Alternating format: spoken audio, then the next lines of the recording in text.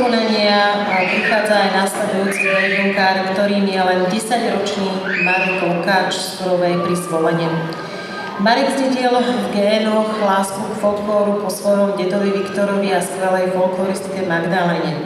Ale ako heligonkár sa naučil ako samouk hrať na heligonku. Učarovala mu nielen hra, ale aj spev, dôkazom čoho je titul Zlatý Slávik Slovenska, ktorý získal pred 2 rokmi. Dnes nám zahrá A ty vtáčku Jarabí, Ej hore na Podane a Ej večer je večer.